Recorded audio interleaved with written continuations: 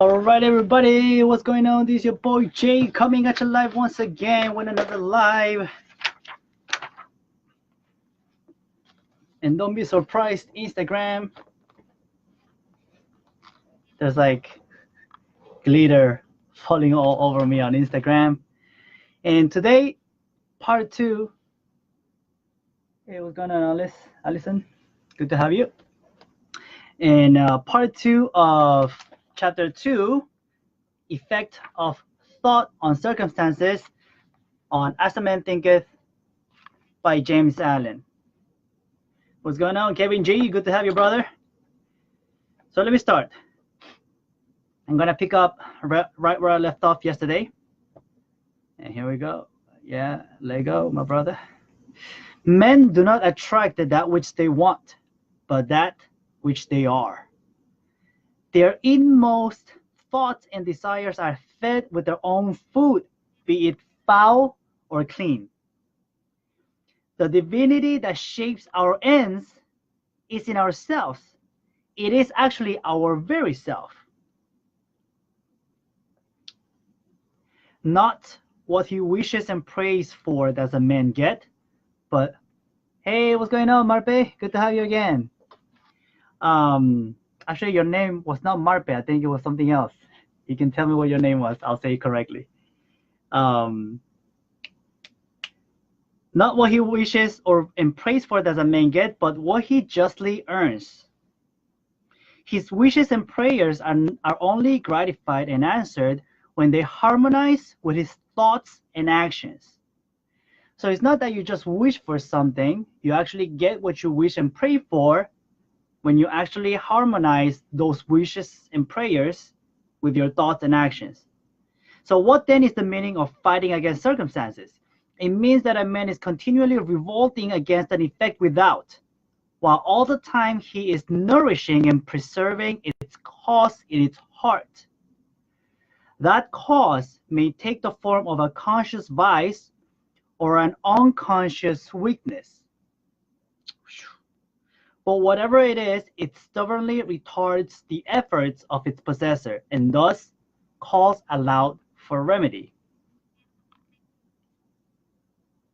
So it is not that you actually fight a circumstance, is that you actually harbor the cause of the circumstance inside and you're trying to fight off the effect without addressing what you need to really address, which is yourself. And that's why he says over here, what's going on, Schneider? Good to have you. Men are anxious to improve their circumstances, but are unwilling to improve themselves. They therefore remain bound, right? So it just echoes what I just said to you guys. And then he talks about three examples. He talks about a poor man who cheats his employer with the excuse that because he's so poor, he has no choice but to steal. Then he talks about a rich man who is very sick because of all the food that he eats because of his overeating. And he spends a lot of money to get treated, but he's not willing to give up his gluttony, so therefore he remains sick. And then he talks about an employer who cheats his employees out of pay, whatever way he can, so he finds his business circumstance always hard and always very challenging instead of increasing, right?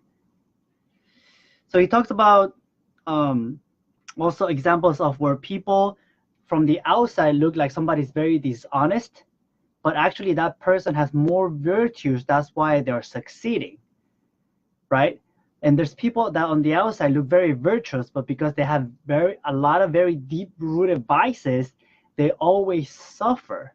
So it's not always about what you see on the outside. It's actually what that person itself carries on the inside, because they may try to look virtuous outside all they want, but if inside their thoughts are not pure, they're always going to fall into the vice, and they will always fall into the trap that they set up for themselves.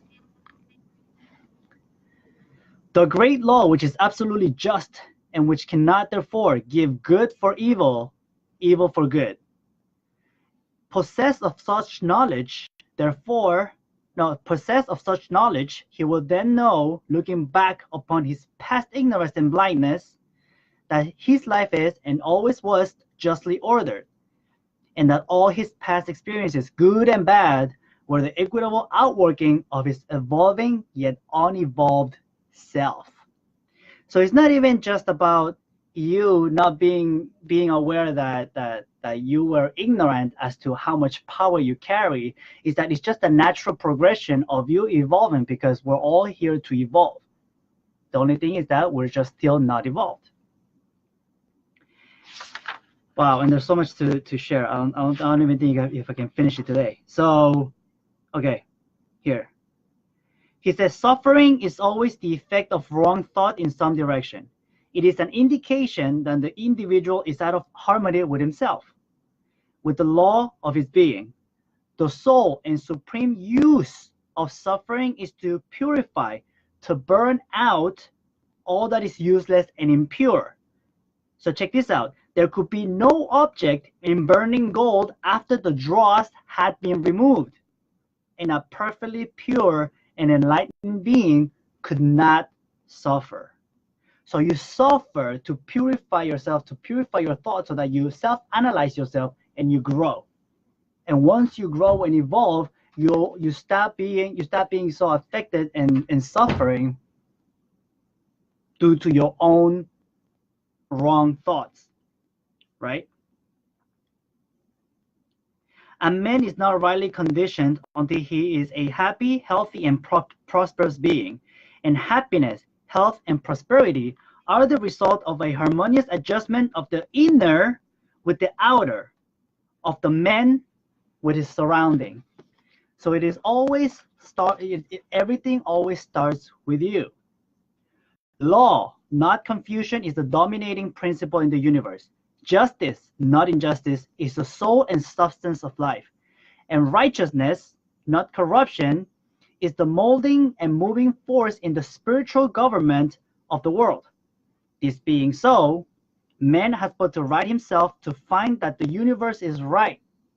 And during the process of putting himself right, he will find that as he alters his thoughts towards things and other people, things and other people will alter towards him.